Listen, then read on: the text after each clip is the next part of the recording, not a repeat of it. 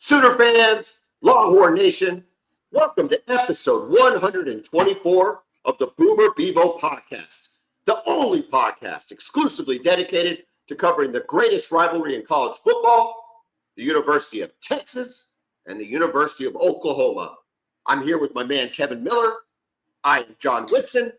Kevin, today is our preview episode of the Oklahoma Sooners version 2024.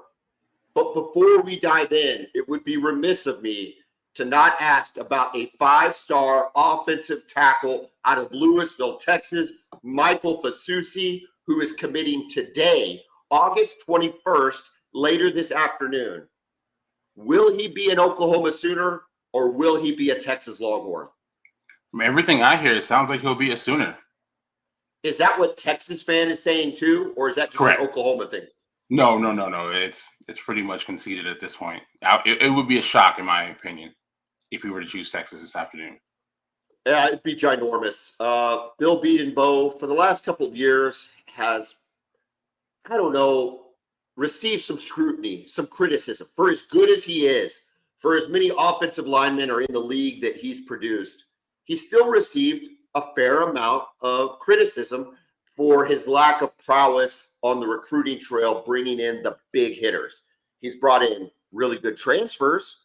He's brought in projects that have worked out, but that five-star offensive lineman outside of Caden Green, who he then lost to Missouri, has eluded him. This would be huge for the University of Oklahoma, huge for Bill Bedenbaugh. Yeah, I mean, there are not a ton of five-star guys, especially offensive linemen.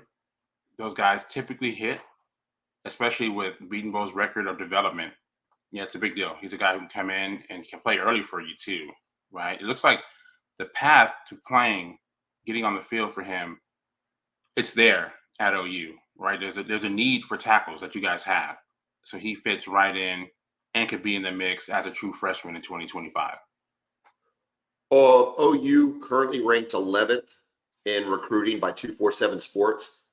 This, I'm guessing, five-star offensive tackle puts them easily in the top 10. I don't know what the math will do to it. I would say so. Yeah, it would be hard not to imagine that.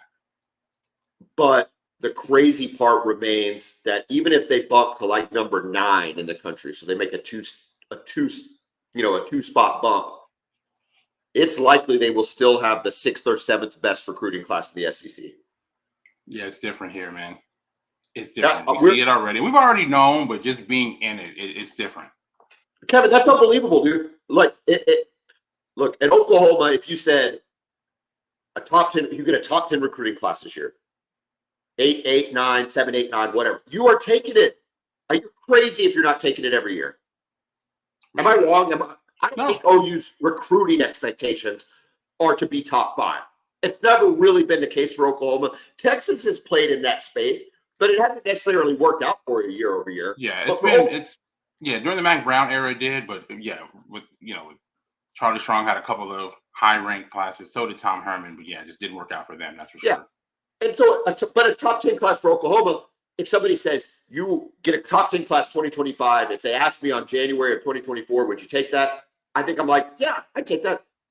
And then they add an appendix to it and say, well, we're going to give you a top 10 class, but you're going to have the 6th or 7th best class in your own conference. Yeah. Would you take that? Yeah, it makes it a little bit harder, right? And again, like we talked about before, these guys that you lose out on, now you're playing against them every week. Yes. It makes it even worse. It's insane. But that is in the future. Okay. Michael Fasusi's commitment is in the very near future, and seeing him on the field is approximately 12 months and 10 days from now. So let's worry about the now, Kevin. Let's worry about 2024 and the University of Oklahoma's inaugural season in the SEC. This is our season preview. This is the 3rd annual version of the season preview. We're going to do one for Oklahoma. We're going to do one for Texas. This one is obviously, by the title on the screen, Oklahoma's. We're going to go down the position groups. We're going to do a fans deep dive. Okay? That's what I want to call it. Like, what do fans need to know? This isn't the Oklahoma breakdown. I don't have Gabe Eichert on the show. maybe he's welcome to join. But this is, what you and I are going to see on TV and live, and what we're going to talk about and what we need to look for. Does that make sense? Makes perfect sense. All right. Diving in. Look, dude, this is the first. We're going to start with running backs. I've decided to start with running backs. I don't know why, but I'm starting with running backs. This is the first season of the Boomer Bevo podcast where we have not included Marcus Major in the discussion of running backs we would like to see produce on the field. And it's not because he graduated, Kevin. It's because he transferred to the University of Minnesota. I got to tell you, I had no idea he even transferred. I thought for sure he had graduated. And then I saw a note that Marcus Major was at Minnesota. When did I miss that? Yeah, I heard about that. Hey, it's a good opportunity for him, right? Let him. Dude, I hope he tears it up. Yeah, right. He's a guy who's always shown flashes of being a good player, but he's always just kind of been in the mix with a bunch of other guys. Yep. None of them really separated from each other. So maybe he has a chance to be the guy up there. I don't know what Minnesota's depth chart looks like at the running back position, but he is a guy who's shown the ability to make plays happen. So hopefully he gets that chance there.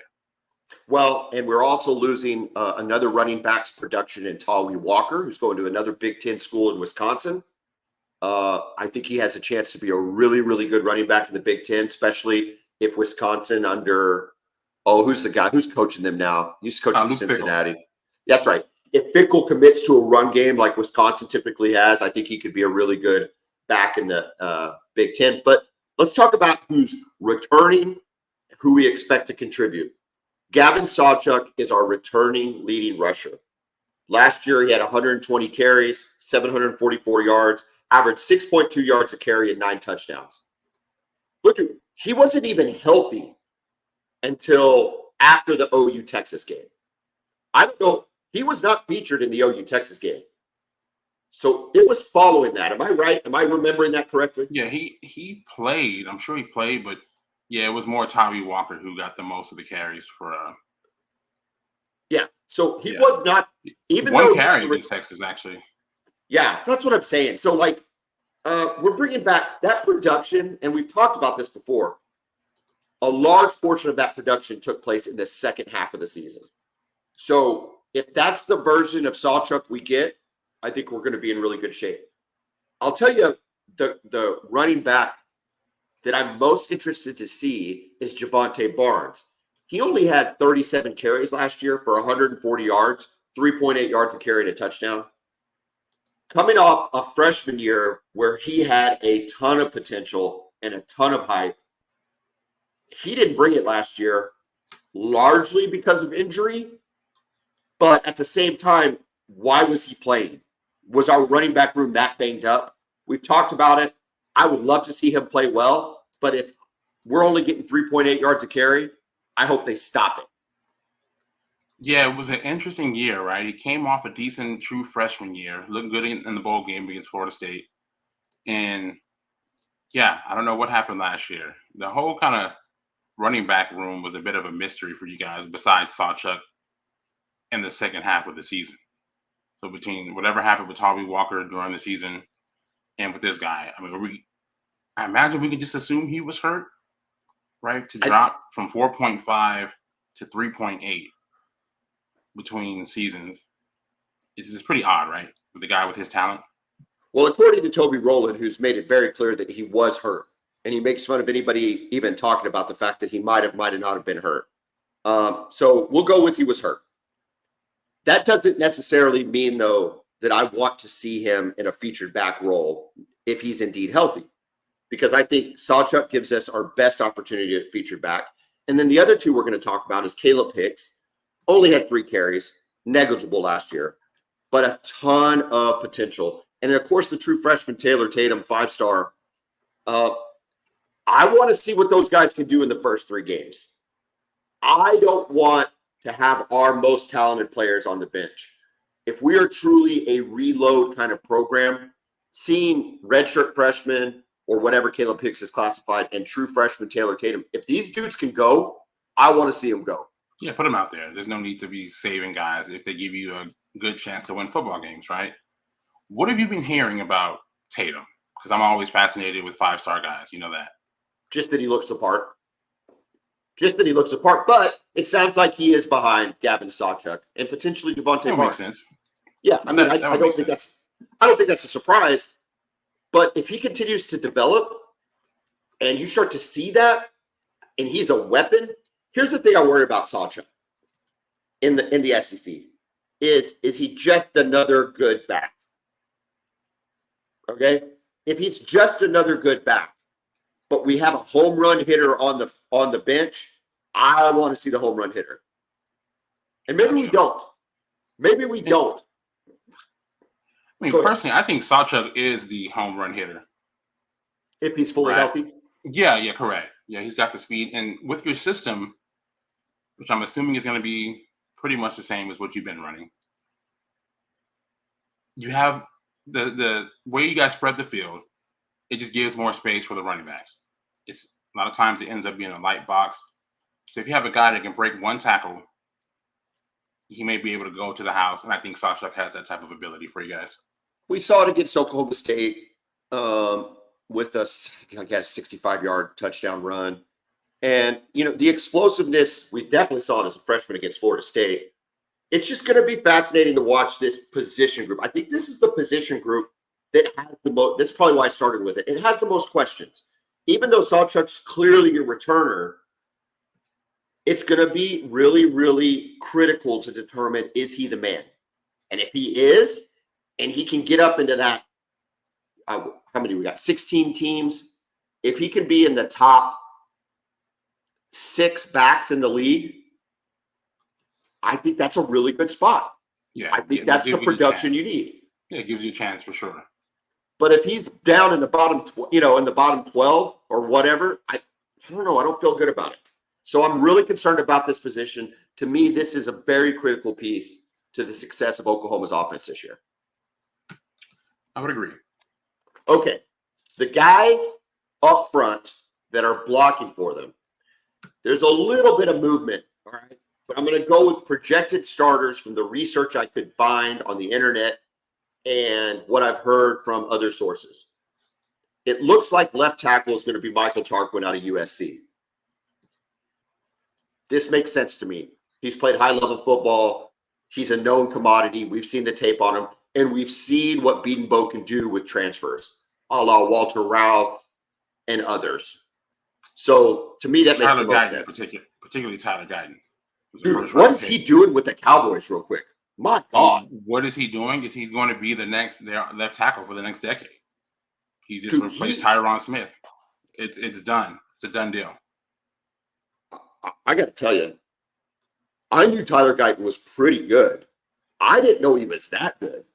I mean, he is killing people in the league right now. I mean, you wait to see if it's going to happen in September, but he's taking advantage of his situation. I'll tell you that. Yeah, there's very little concern there. No, I agree.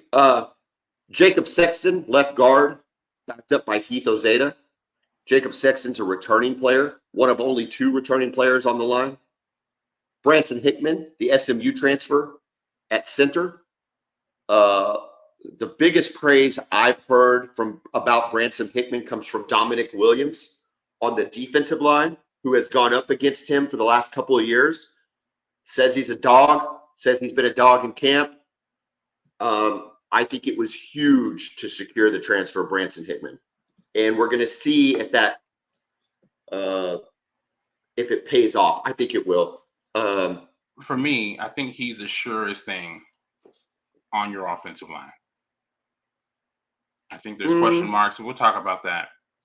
I think with him, I think he's plug and play, and he's fine. He'll be ready to go. Right guard. Here's the one that makes me nervous. Although people love this guy, and clearly Seth Luttrell knows this guy and loves this guy. But Fabichi Nwewu, transfer out of North Texas. Dude, listen, it's one thing to go from SMU to the SEC. Like that's a pretty significant jump. You've probably played some teams with that talent level. You played Oklahoma last year. SMU gets close, right? It's in the same. We're talking North Texas to the SEC. Yeah, it's pretty crazy. but you're hearing really positive stuff about him. So, I mean, he secured himself a starting job, at least from all indications, as the right guard. But, I mean, explain the difference in worlds between who you're blocking at North Texas and who you're blocking in the SEC. Yeah, I mean, we're not even talking about, group of five here with North Texas, so it's No, they're a group. They're a group of well, they're five, group aren't of five, they? I guess, right? But they're low level. They're lower, yeah, so you don't think about them like you would think even of an SMU or even as a UTSA, right? You're not even Correct. looking at them on that level. So, but hey, if you can play, you can play, right? And if Beaton Bowl wants him, it's got to be for a reason. There's at least some talent there, and he does a good job of developing guys. So we'll see what you can get out of him. Right tackle, Jake Roberts, OU OU player from last year. Looks like being backed up by Spencer Brown, Michigan State transfer. Sounds like that might be a little bit of a battle, but people like Roberts to come out on the end of that. It does look like if you think about back to the spring, there was concerns on the offensive line. Who's going to play? Where are the numbers at? What are we going to be able to do to piece together a line? Well, now you're starting to see a fair amount of numbers backed up with experience. Michael Tarquin at USC, Hickman at SMU, Spencer Brown, Michigan State, including the guys that have played at OU. I don't think it's as dire as it once seemed, but clearly is going to have to gel in the first 3 games before we play Tennessee. Yeah, I still think, at least from an opposing fan standpoint, that I think it's still the biggest question mark on the team. More so than running back? Yes. Okay. Yeah. Just because, I mean, we're talking about the SEC here, right? So we're going to be playing against big physical fronts all season long. And also when you combine that with a young, inexperienced quarterback. And the aforementioned question marks at running back. Correct. Listen, Correct. Gavin Sawchuk, I think can be a stud if we see certain versions of him.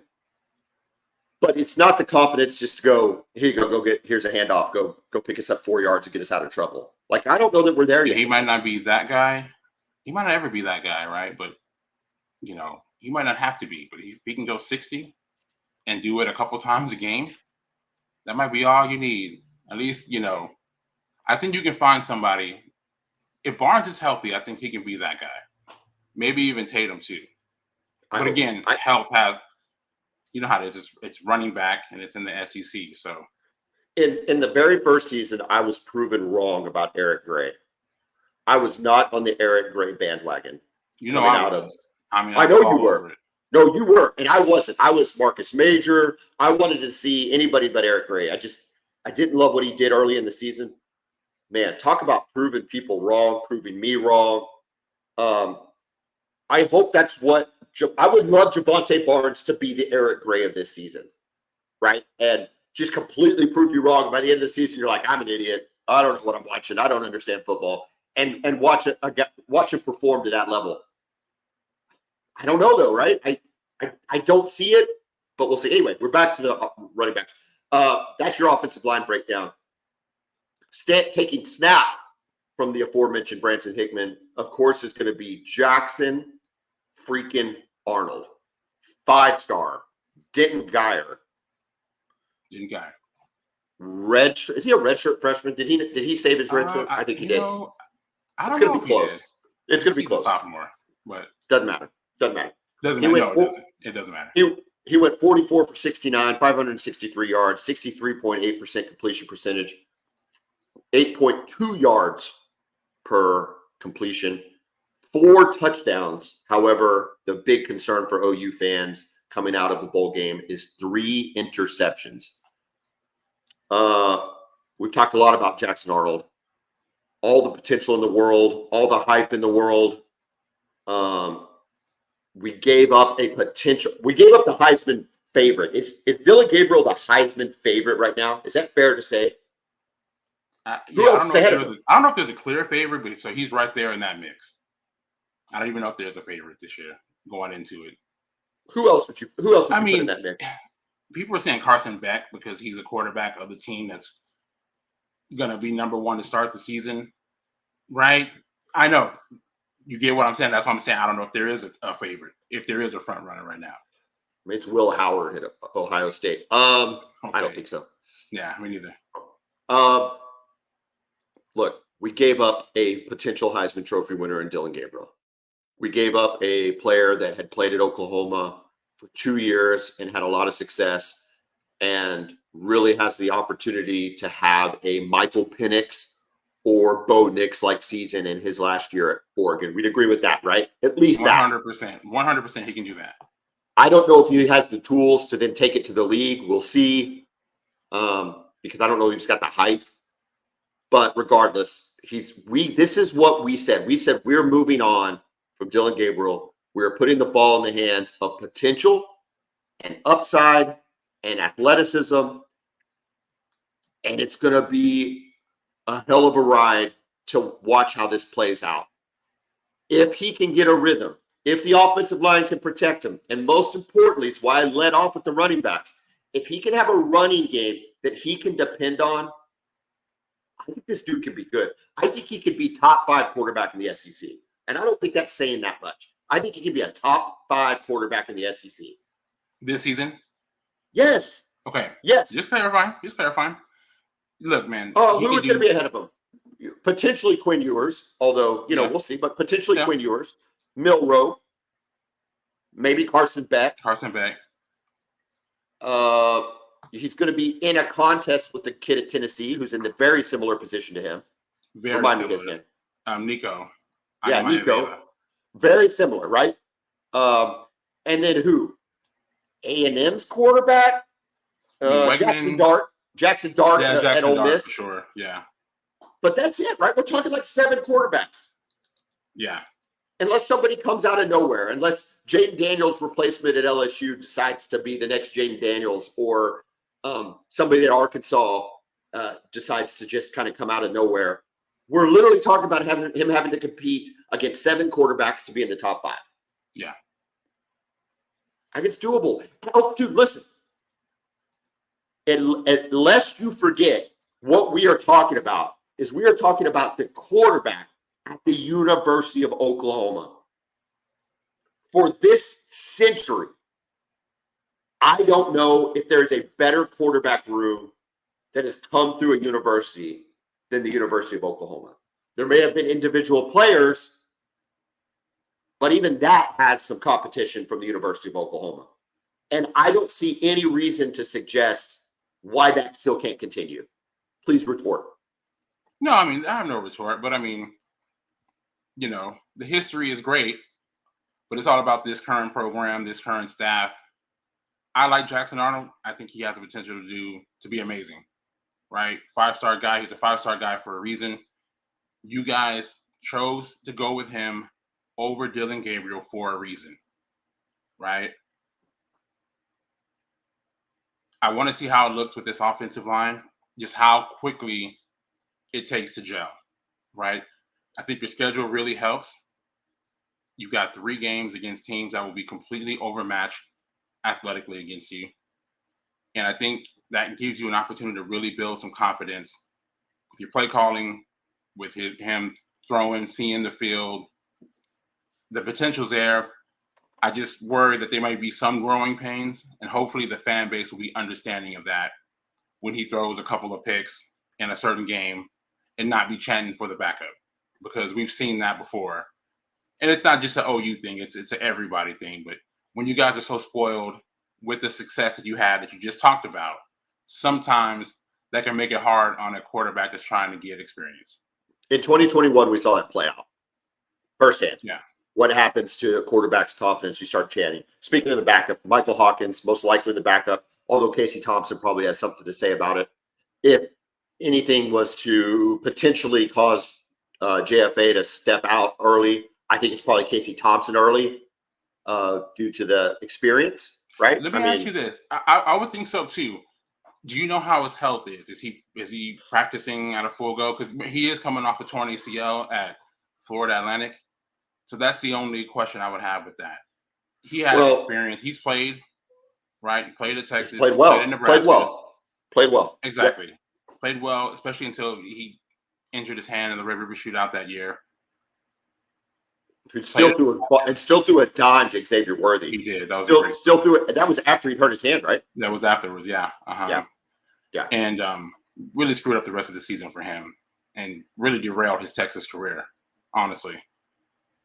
Also, but if he's healthy, I think you would want him as a backup just because of the experience. He'd be a calming presence to the team, more so than putting a true freshman out there who's never really had any meaningful game experience. I'd take my chances with Casey Thompson if he's healthy over Michael Hawkins right now, even though from what I hear, you guys really like him. Yeah, no, everybody's high on Hawkins. Real quick, just as a side note on backup quarterbacks, this is the Boomer Bevo podcast, so we do talk about both teams most of the time. Malik Murphy going to Duke. You saw how important a backup is for a contending team. Like it's a real deal.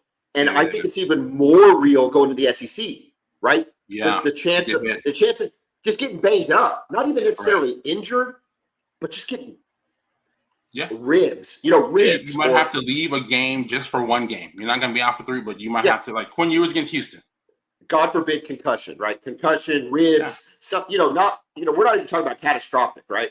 We've seen how important it can be, and Texas utilized it, and we'll talk about their backup plenty. But it speaks to the fact that I agree that in the first 3 or 4 games, if something happened to JFA, it's probably going to Casey Thompson. But if they give Hawkins enough time to get into the system, I think he's the backup. I think much like JFA pushing Dylan Gabriel to the side, it would be Michael Hawkins. Let's go with the experience. Let's go with the true freshman. Let's see what's going to roll. That's just my thought. I don't know. We'll see. Hopefully we don't have to see it. Hopefully Arnold just has an incredible injury-free year, and we don't have to worry about it. Again, with Texas, it's very important that they have Arch Manning just because Quinn Ewers hasn't gone the whole season without getting injured. He's missed time in both of his seasons so far. Yeah, and this is the first critical year for Arch where he would be the backup. He would be the guy. He is the backup, straight up, 100%.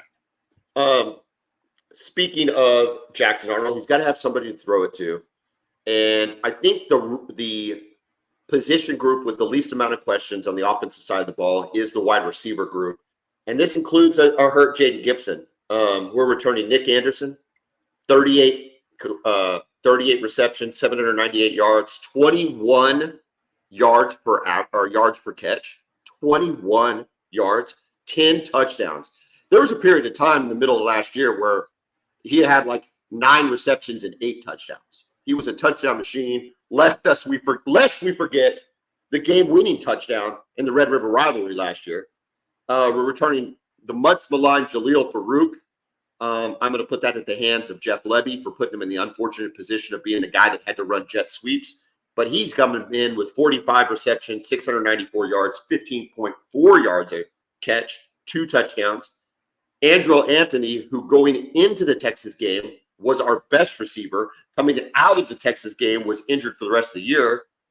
The latest update on him is no restrictions. He is practicing at full speed. Andrew Anthony, 27 receptions, 429 yards, 15.9 average. Here's where we start getting into the new faces, okay? Brennan Thompson only caught the ball 7 times and averaged 34.4 yards in reception and 2 touchdowns. That's an insane stat, okay? And then probably, I don't know, it's going to be hard because you got Dominic Williams, and we'll see how important Branson Hickman is. But Deion Burks could be the most important transfer on this team. He had 7 touchdowns, 47 catches, 629 yards, had a much higher usage rate than any of the other receivers that are coming in. He's expected to contribute early and often. What does Texas fan think about the receiving core at Oklahoma? Yeah, I mean, it's loaded, right? Not only do you have talent, you have depth. That's the important thing. When you can lose a talent like Jaden Gibson, he was still figuring it out, putting it all together, right? And showing flashes of talent. But when you can lose a guy like that for the season, and as unfortunate as it is for him and his family, from a team standpoint, you still have a lot of guys there to where you're not even missing a beat, right? Nick Anderson, you talked about him being a big time playmaker, and his size is what stands out too, right? Usually in the system, you have a lot of smaller, faster guys, 6'1", 6', 5'11" guys who can go. He has the speed, but he also, being 6'4", 6'3", 6'4", he's a red zone target. You can throw it up to him, which is important, the closer you get to the end zone. Field compresses, so you need a guy like that. So having him as a leader on the field really helps you guys. Andrew Anthony, we'll see how his health is. Obviously, you said he's practiced at a full go. I want to see how quickly it takes him to get back to full speed, right? And just having that confidence to cut out of your breaks and stuff, I can imagine. Very difficult coming off a major knee injury. And like you said, Deion Burks is going to be a big-time playmaker. We talked about that system, the slot fade pattern. It's a big, right? Most teams use that, especially if they're running a system like yours. You have him in there now. It just gives you an element of speed that you didn't have with Drake Stoops. As much as you guys loved him, Deion Burks having that kind of speed from that position, it just opens up the playbook even more. It's just something else for defensive coordinators to worry about. And then you said Jalil Farouk. I mean, he's a talented guy. He can run all the routes, and he's tough. He plays like a running back. I know you hated using him on the jet sweeps. I do understand why, just because of his build and the issues that you were having at running back. You had to find other ways to get the ball in people's hands. So I understand why he was used like that. So having him back, he's got a ton of experience. This is his fourth year as a starter, at least as an impact player. So yeah, you're loaded. You also have some young, talented guys who I'm looking to see. I want to see what Jaquez Petaway can do. I was a big fan of his during the recruiting process. Was hoping Texas would land him. Also, the Zion Kearney kid from Fresno, Texas, down in Houston. He's a really talented guy too. So again, it's loaded. And Brennan Thompson, obviously, he's a fast guy. He can take the top off of any defense.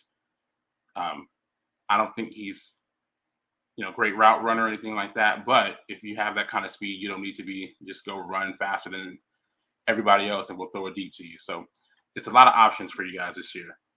Well, I think about Deion Burks and Brennan Thompson and how much the game has changed even since the early 2000s. You think about who your better receivers were at Texas. You think about Roy Williams and some of these big guys. And now you look at the NFL, and the number one voted player by NFL players in terms of who's the most important player is on the team is Tyreek Hill, a small burner that can just outrun everybody on the team. And Oklahoma has put themselves in a position to have one with Brennan Thompson and another one with Deion Burks. Deion Burks is not slow. Oh, no. I'm not saying he's Tyreek. Brennan Thompson might be Tyreek fast, though. Brennan Thompson's fast. Oh yeah, he's a burner. Correct. So, listen. I think this is the position group with the least amount of questions. I think Nick Anderson is an absolute stud, and if the usage rate goes up for him, he's got a chance to be first or second team All SEC. And I don't think that's out of the realm. Do you? He's the best receiver on that group, right? Or do you think it's Deion Burks? You talking about Anderson? Yeah. No, it wouldn't surprise me. No, he's a playmaker. And I think he'll just get more receptions than Burks. I'm curious to see how you guys use him. Is he going to be a guy you just run the entire route tree with, or is he going to be just a guy you throw deep to? He's also a guy who can take bubble screens and things too to the house. Well, that's what I expect from Burks. Is kind of like I'm talking about Burks there. Yeah. Everything in between. But I also think for a young quarterback, a big target like Nick Anderson has to look pretty good, right? Yeah, when you're kind of under a little bit of duress, you're like, well, maybe I throw it, maybe I don't. Well, with Nick Anderson, you got a pretty good chance of him coming down with it, just from a size standpoint. So it makes tough catches. Tight ends. I've talked a lot about tight ends this summer. We talked about John Finley being a co-offensive coordinator, Seth Luttrell being a former fullback at Oklahoma. Dude, I know what you're talking about in terms of the offense and stylistically how much the tight end typically figures into the scheme with this type of offense. But I think it's going to be so important to have that weapon. It looks like it's going to be Bauer Sharp, although I looked at his stats and I wasn't overwhelmed. much lesser competition, and he had 29 receptions for 288 yards, 9.9 yards per catch, and 3 touchdowns. I don't know. I've heard so much about him. I just kind of expected those stats to be higher when I went and researched them. Does that sound like the guy that's going to turn around the tight end position at the University of Oklahoma? No, but didn't he switch? Wasn't he a quarterback initially? I believe he was a quarterback at Southeastern Louisiana, then switched over to tight end. So I think he may still be learning the position. He must be a freak athletically, right? Well, to identify that. Go ahead. Let me give you some freak stats that I was surprised about, though, that speaks to that exactly what you just said.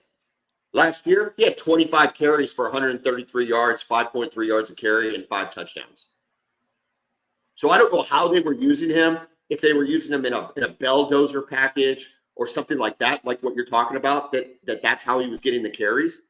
But I saw that and I perked up and I'm like, okay, this guy knows what to do with the ball. He knows how to find the end zone. He's not, rushing for negative yardage. Maybe this is the athlete we need.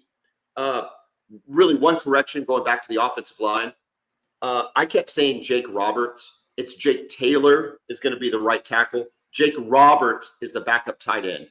So I apologize to everyone out there. And I apologize to the family of Jake Taylor.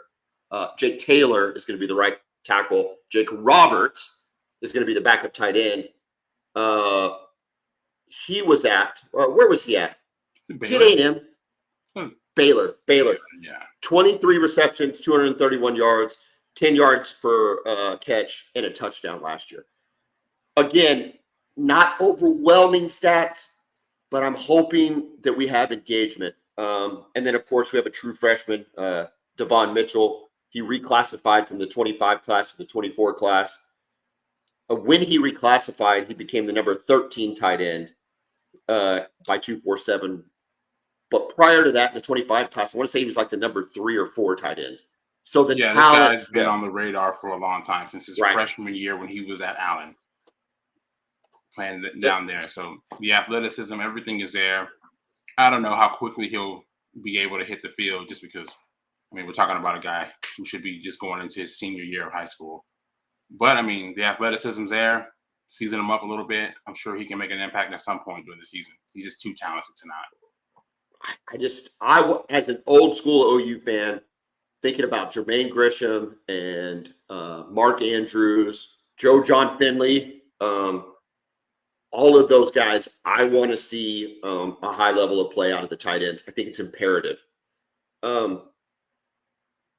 Kevin, let's take a quick second. Thank our sponsor, Brown O'Haver. Brown O'Haver works for the insured, not the insurance company. If you've had a loss to your home or your business, and you're tired of screwing around with the insurance company because they're buttholes, you want to call Brown O'Haver, 405-735-5510. Let them handle the claim for you. You've got school coming back with your kids. You've got sports with your kids. You got OU or Texas football that is going to be on TV in 9 or 10 days. You do not need to be messing with an insurance claim. Let the professionals at Brown O'Haver handle your insurance claim for you. Give them a call, 405-735-5510. Defense. Kevin, defense. I've said this statement a lot, and I'm going to say it one more time. If you would have told me our defense was going to be in the position it is to succeed in the SEC when we entered the SEC, I would have said no freaking way. But we now have playmakers at every level of our defense, starting with the defensive line. Dominic Williams was the transfer win. According to opposing fan bases, we won this recruitment with the bag, and I'm happy we did. Oh, yeah, who cares? 33 total tackles, 14 solo, 3 sacks. The numbers aren't necessarily there, but that's not what you get with an inside interior lineman often. I compared those numbers to Byron Murphy and Tavondre Sweat, very similar, right? Not a ton of difference. When we know the impact is there. You see it on the field. Yeah. Watch the tape. Starting beside him has a very, very, very, very, very good chance of being true freshman Jaden Jackson. Okay? That's fantastic. Coming up, it was going to be David Stone. David Stone was the star of the 24 class. David Stone was the star of the 24 class. Jaden Jackson has emerged as the most ready player, maybe on either side of the ball. We'll see what Taylor Tatum does. Maybe on either side of the ball. Kevin, we're talking about a true freshman starting at defensive line in the SEC. That's like Tommy Harris stuff. Now, I'm not saying this dude's Tommy Harris, but Tommy Harris is the last guy I remember starting as a true freshman on the defensive line. Starting game one. You got to have something about you if you can do that. At Oklahoma, I don't care how bad our defense is. I mean, that's crazy. Now, Grayson Halton with 11 tackles last year, 5 solo, no sacks. Dejon Terry, 17 total tackles, 6 solo, 1 sack, are going to have plenty to say about it. But I'm really, really excited to see what this true freshman can do. And when we combine him with Dominic Williams, and it's going to be exciting. Now, where do you think, okay, just a little prediction time, if you had to rank defensive lines at the end of the year, which it's really hard to do statistically, but just in terms of the eye test, you see this defensive line, you hear the names, what ranking at the end of the year would you place them in the SEC? Man, that is so tough. Line? That's almost impossible, man, because, there's just so many. This position is a position that's always separated the SEC from the rest of the country, right? Remember back in the mid-2000s when the SEC really started making their kind of resurgence. We started seeing Florida go up against Ohio State. Ohio State's undefeated, and Florida blows them out of the water. And it's because they had 3 NFL guys on their defensive line. The Ohio State offensive line couldn't do anything with them. We saw the next year they played against LSU in the championship game. Again, they got destroyed because the defensive line. That's when we really started noticing, the SEC, they're different with these guys up front. So, I mean, Kentucky has guys that are going to go in the first round. Look at Tennessee. Doesn't Tennessee just have a stellar defensive line? And James Pierce probably going to be a top 10 pick next year in the draft.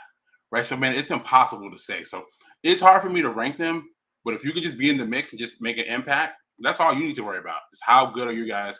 Are you going to be good against the guys you're going up against? Supporting these interior defensive line is our DNs. All indications are it's R. Mason Thomas, opposite of Ethan Downs. Ethan Downs had 28 total tackles, 14 solo, 4.5 sacks. And what probably should have been a taunting penalty on Quinn Ewers in the Red River rivalry. R. Mason Thomas only had 7 tackles and 4 solo, but they are so high on R. Mason Thomas. The most physical, the most athletic. They say he was hurt last year. They're expecting big things out of him.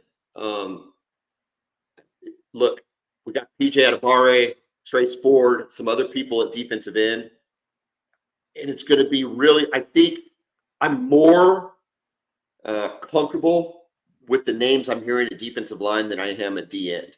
Like Ethan Downs to me, it's like I wish he was the 3rd or 4th guy. I wish he was the guy that came in on the 3rd series of the game, not our starter. Now, could I be wrong on this? I hope I am. I want to be wrong. I want this dude to prove me wrong. But it's sometimes with defensive end, you feel like you are what you are. And I think Ethan Downs is what he is. And I would like to see a little more production from that. Gotcha. Yeah, I think after his freshman season, what he showed, I think people were expecting a bit of a jump in production, at least in the sack numbers. And, he showed some flashes like he did his freshman year, but maybe the consistency wasn't there, at least as a pass rusher. The question I have, though, what's going on with PJ Adebawore? What have you heard about him going in, so far during this camp? That he's behind R. Mason Thomas and Ethan Downs. Okay. And with the hype that he had last year, it sounds crazy because he's a physical freak. You can see it when he walks on the field. He looks different. He's got all the measurables, but clearly something is missing. Either experience level. Sometimes, hey, dude, BV doesn't play people unless they're ready to play mentally. That's the thing. Mentally, correct. He must not just be. It hasn't clicked for him yet. Sometimes it takes a few years, even with a 5-star recruiting ranking and all the talent in the world. Sometimes it just takes a few years to click. We see it Doesn't mean he's a bust or anything like that. It just takes certain guys a little bit longer. Yes, I hope that he figured. Like I said, in my perfect world, PJ Adebawore has surpassed Ethan Downs. Yes. He's a better athlete than Ethan Downs. He surpassed Ethan Downs. Ethan Downs comes in on that third series to give the guy a spell, but PJ Adebawore is your workhorse. And maybe that becomes the case, but as of right now, it doesn't seem to be. Yeah. Linebackers. We'll be watching. Linebackers. Again, studs. Danny Stutzman could be first team All-American. He might win the Butkus Award. And I mean, it's not out of the realm of possibility. He's very well known. He's likable, and he's got the stats to back it up and the performance to back it up. Kip Lewis, I think, is going to start next to him, relegating Jared Kanek, who was his first game starter last year, to second string, along with Kobe McKenzie, and then playing the cheetah position. So, from what I understand, how they're going to attack this cheetah position is when they want to have a cheetah in for run support, it'll be Dason McCullough, kind of playing that outside linebacker / cheetah. When they want to have it in pass coverage, it's going to be Kendall Dolby playing the nickel safety / cheetah. So that's kind of how I think they're approaching the cheetah position, is kind of as a committee of two with Dason McCullough and Kendall Dolby. And I think, listen, dude, I love McCullough. I am hoping he has a hell of a year because I think he's got the most raw talent on the team in terms of physicality. Yeah, I mean, he's a dynamic athlete. I was a fan of his during the recruiting process. He went to Indiana because his dad was there. Well, most likely would have gone to Ohio State otherwise.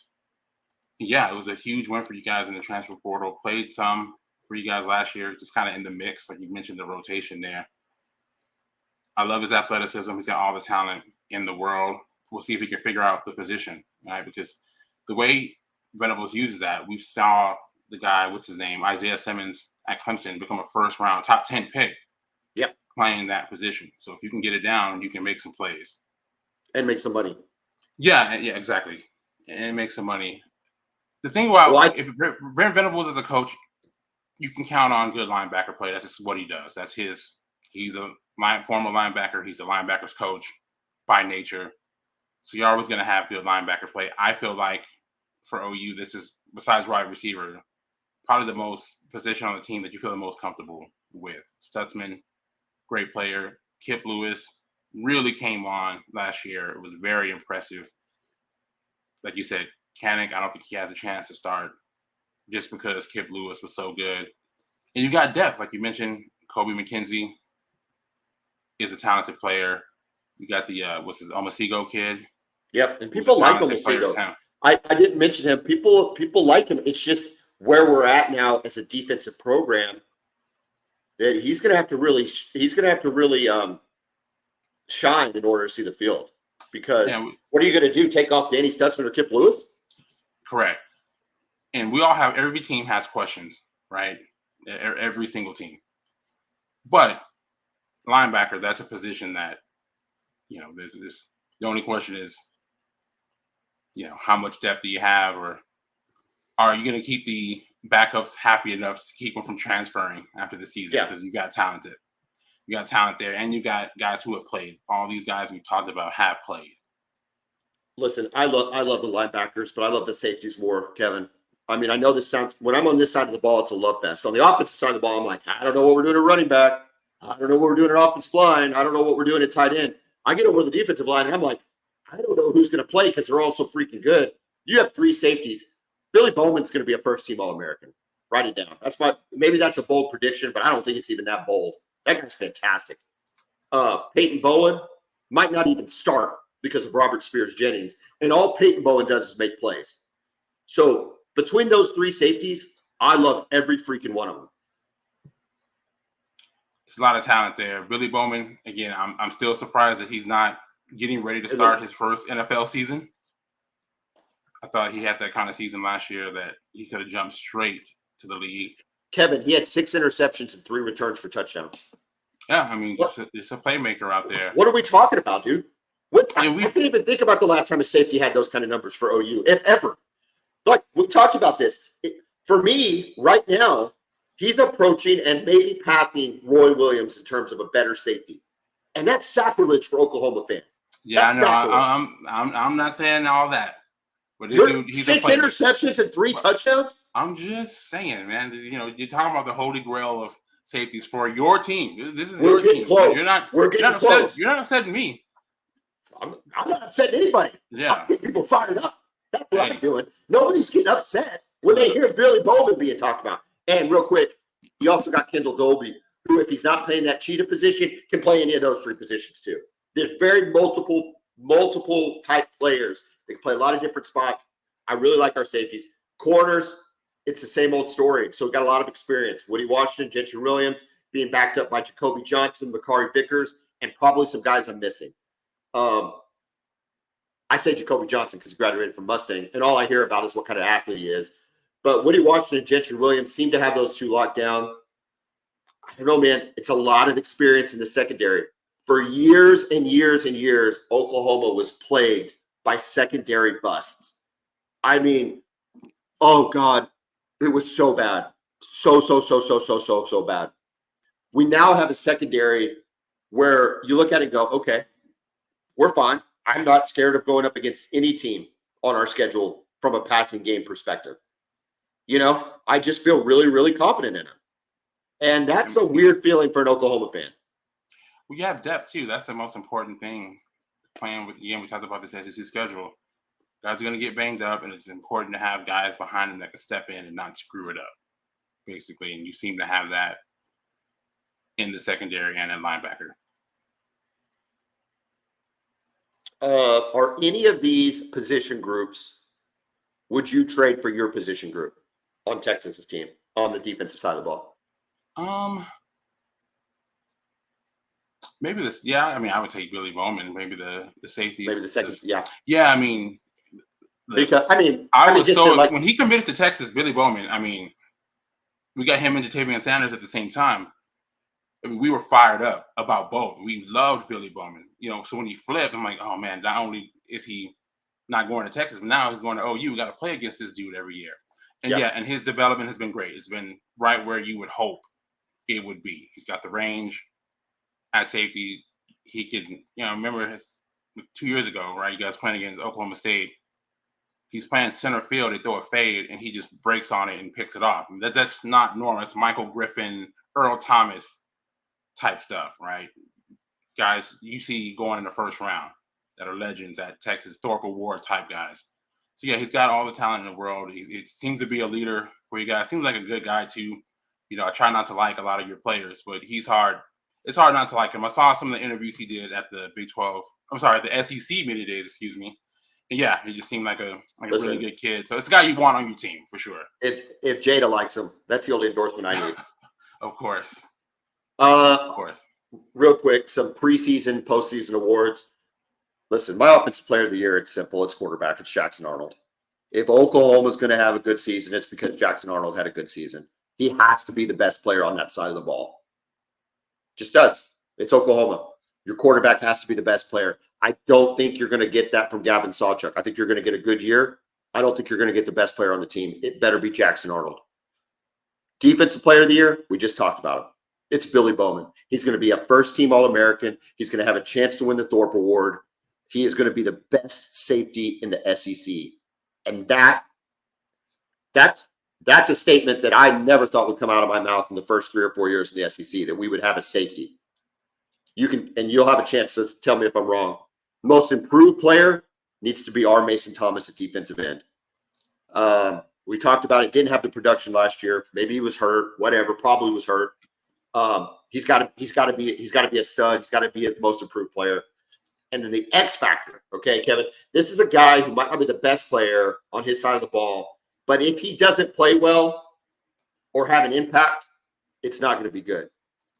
Which says a lot of negatives, but really it just means this guy needs to be the X factor. And for me, it's Bauer Sharp. He needs to be a surprise at tight end. He needs to give production that we did not expect. And if we get it, Oklahoma has a chance to compete in the SEC in the first year. Gotcha. All right. Let me ask you this. There's always something that we're nervous about. What are you nervous about? Offensive line. It's offensive line. I mean, it is. It's offensive line, and it's and a little bit of Jackson Arnold, right? They've look. It's we're not going into venues like. I mean, we struggled as an offense in venues at like Kansas. We just did, okay, and that was with Dylan Gabriel. We're not playing in Kansas. No. Okay, we're playing in freaking Oxford. Yeah, Auburn, Tiger Stadium, and War Eagle Auburn. Like those aren't for the faint of heart. And so if the offensive line, to your point, hasn't gelled, Jackson's not getting the protection. It leads to mistakes. It leads to imprudent decision making. I'm worried about that. So it's the offensive line / Jackson Arnold dynamic that has me most worried. If they figure it out, then we could be really, really good. Yeah, and I would have to agree, right, from an opposing fan standpoint. That would be my biggest question mark. Now, listen, if you had Jackson Arnold going with the 2018 OU offensive line, there would be very little concern there. But it's a combination. We're talking about, Well, we talked about would you trade position groups? I mean, yeah, I would take Texas's offensive line. Yeah. Jackson Arnold behind your offensive line. Yeah, you're looking at a big season there. When you combine the two, it's a combination of having an inexperienced quarterback with an inexperienced offensive line as far as guys playing together. That's it. That's what I want to make sure we stress, because we got some dudes that have played ball. However, the North Texas jump to the SEC is not the same. But USC, they've seen some dudes. Michigan State, they've seen some dudes. Yeah. So, whatever. The biggest thing you have is you have 3 weeks, again, of teams that'll be overmatched athletically and physically against you guys to really get this thing put together before Tennessee comes in town. Because James Pierce is coming when the Vols roll into town, and he's going to be hard to deal with. I'm sure you can scheme, right? Texas shut down Will Anderson with a true freshman in Kelvin Banks. So it could happen. But thankfully you have 3 weeks. You don't have Michigan or, a team like that week 2. So you've got a few weeks to get it going before you go up against your first really big test of the season. Speaking of the test of the season, this is the test of the Boomer Bevo podcast and our ability to correctly predict the season. I didn't do too bad last year. I think you nailed it last year, of course. You're like the Tony Romo Nostradamus of picking things. So we're going to pick Oklahoma's season. Now, for the first 3 games, I think we can go pretty quick here. I'm going to write yours down and mine down, and then we'll just keep an eye on it. Now, granted, things can change throughout the year in terms of a game-by-game prediction based on injuries and stuff like that. But as of now, this will be our predictions. Is that fair? Yes, of course. Okay. So John's got a column and Kevin has a column. All right. We'll go through the quick ones quick. Temple. Win. Houston. Win. Tulane. Win. Okay. Oklahoma's going to be 3-0. They'll be ranked in the top 14 going into season SEC opener at home. Josh Heupel returning.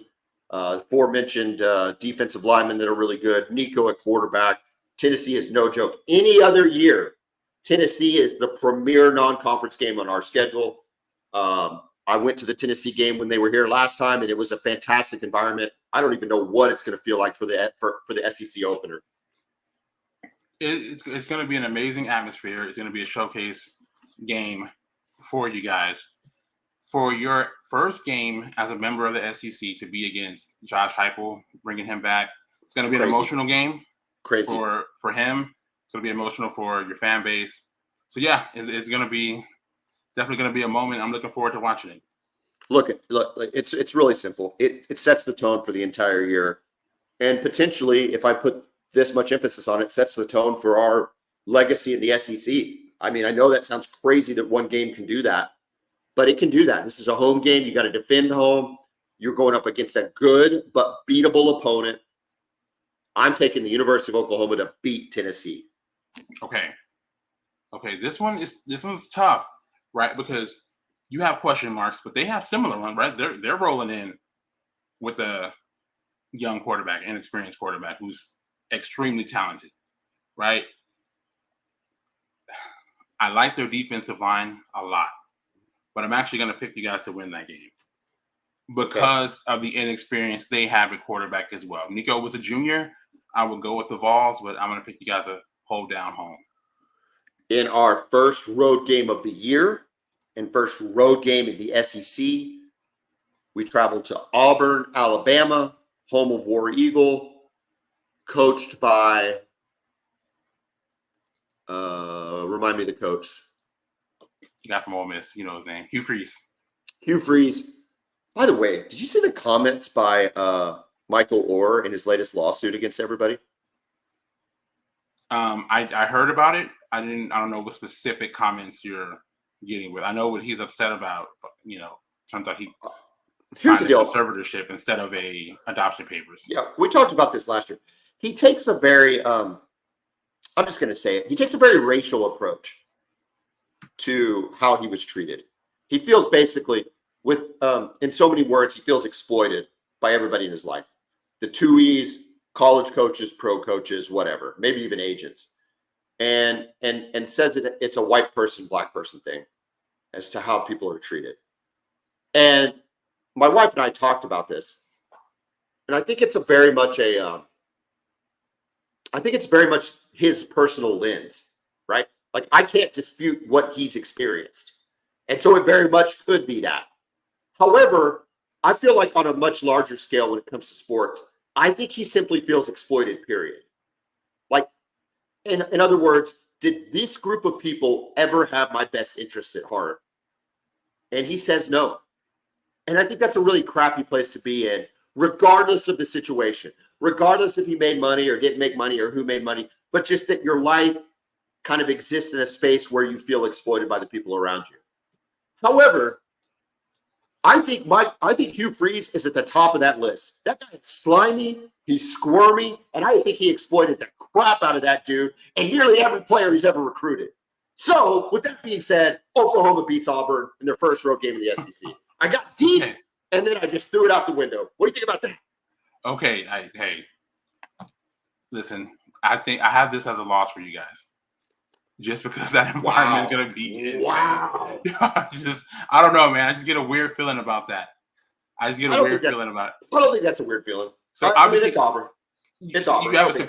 You have superior players, but it's hard to go win there.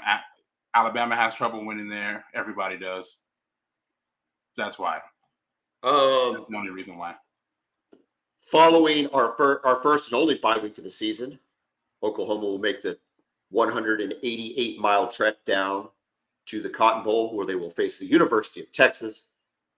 It will be a showdown of showdowns like it is every year, the absolute best setting in all of college football, featuring the best rivalry in all of college football, with here lately, minus 2022, the best game in all of college football, year in, year out. It's not even close. And we do not have to spend a lot of time breaking this down because you know who I'm picking, Kevin. The University of Oklahoma will go 6-0 on October 12th against the University of Texas. Okay, well, you know how I'm going. Let's hook 'em, horns up. Let's go. Big fat L. I don't blame you. Dude, I hope you pick them. All right, so you got we're getting our revenge. Through 6 weeks, you've got Oklahoma at 4-2. I'm at 6-0. I really don't think I'm being that optimistic. I mean, maybe a little optimistic. The Auburn game, I will grant you that. I mean, I'm always going to pick the Texas game. Well, Tennessee is a huge swing game too. So, but Texas could be a loss. Texas is a 50-50 game every year. Every year. So we've happened to come out on the end of it, but they've been, my God, 4 overtimes, Caleb Williams type comebacks. The only under 2 minute drive to ever win the Cotton Bowl by either team. So it's like, I know how razor thin that margin is. I am not being immune to that. If you say at the end of October 12th, your record is 5-1, I'm taking it. I'm taking 5-1. And where that I don't want to lose to Texas, but it could come from Texas, Auburn, or Tennessee. For sure. So I hope I'm putting that out there. And I'm not completely homer. Hosting South Carolina, Shane Beamer's return. People love Shane Beamer, whatever. Win. South Carolina's a win. Same. It's a win. Oxford, Mississippi, Lane Kiffin. Here's the difference. Hugh Freeze is a dirt bag that tries to act like he's a good guy. Lane Kiffin is just who he is. And I have so much more respect for that than I do the snake in sheep's clothing. Okay? I'll take the guy that's open and honest about the way in which he approaches managing his team and managing the media, if that makes sense. Yeah. And with that, I think Ole Miss has a chance to be really, really good this year. They've got Jackson Dart. They've kind of built to this over the last 3 years. Depending on some injuries, they lost Quinshon Judkins, but depending on where stuff is, I think they have a really good chance to be really good. They're preseason ranked number 6. This is only our second true road game of the season, and it's at the Grove. Oklahoma takes the L and loses to Ole Miss on the road. Okay. Another fascinating game, right? My thing with Ole Miss, I really like Lane Kiffin. I've liked him since he was at Tennessee, and really going back to his USC days as a dude. Kevin, he was terrible at Tennessee. I like him. How are you talking about liking him at Tennessee? I like him. He was awful. And the way I'm not he talking left about Tennessee, his team. And the way he left Tennessee was a joke. His press conference, when he's like, I look forward to our traditions of running through the tee and singing Rocky Top all night when we beat Florida this year. Right? Who starts a press conference like that? That's what I like. I don't care about that. Lane Kiffin. Yeah. That's who starts. So that's what I like. He's an entertaining guy.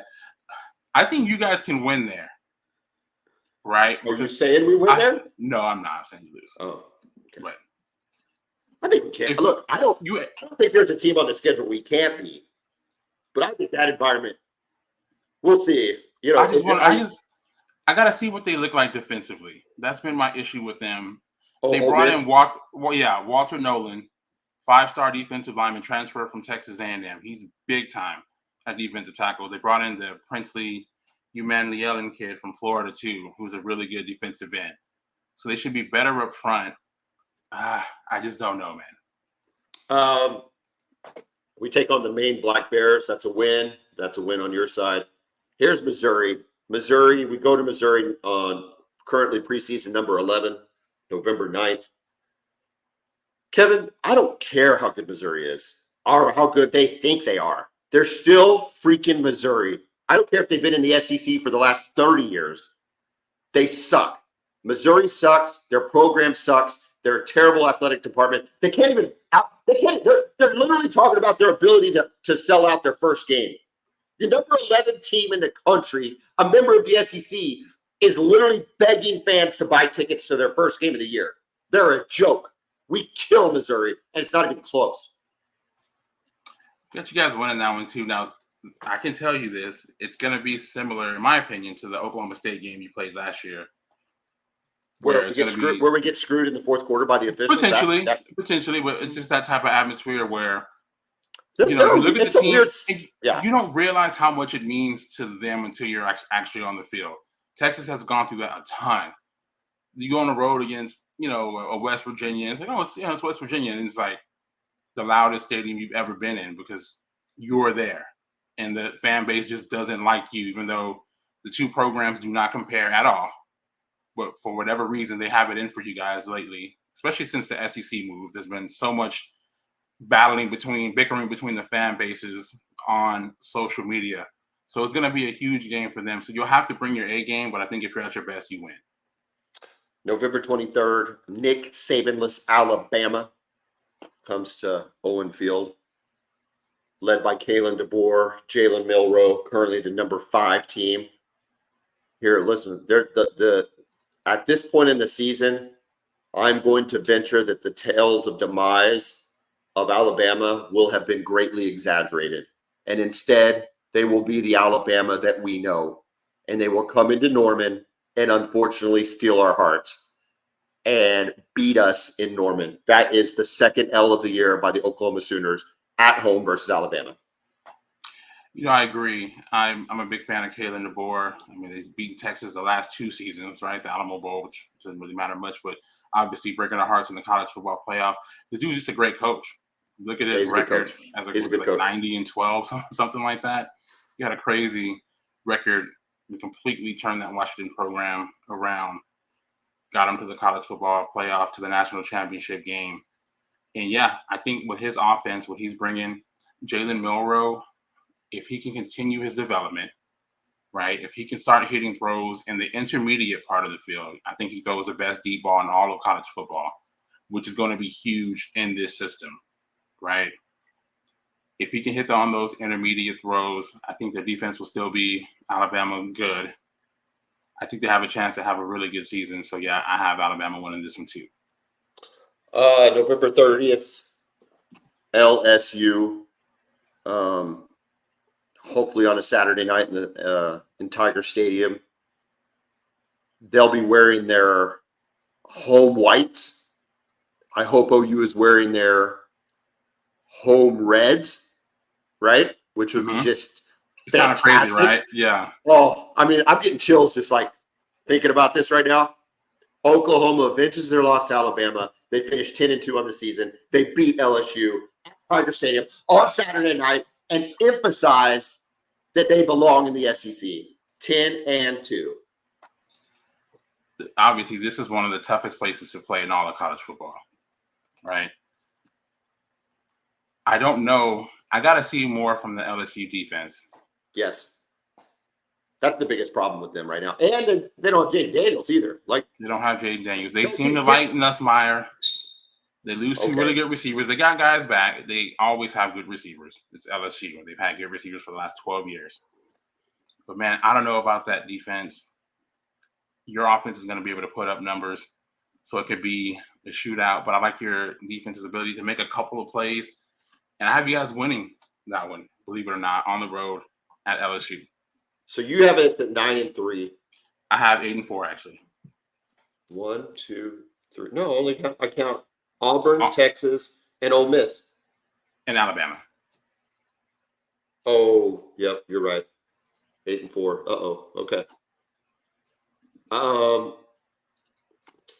Look, dude, Oklahoma's got to play that, right? Every individual game, Oklahoma has a chance to win.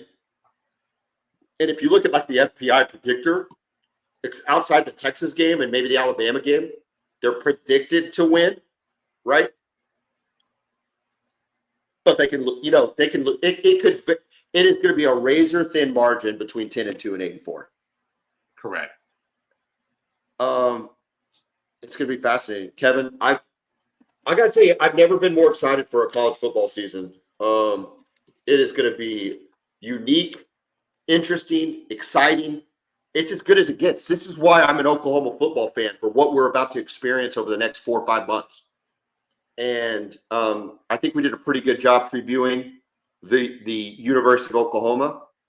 And if you enjoyed what you heard, share with your friends and get ready to listen to episode 125, where we preview the University of Texas. Kevin, have a great afternoon. Boom. Hook 'em.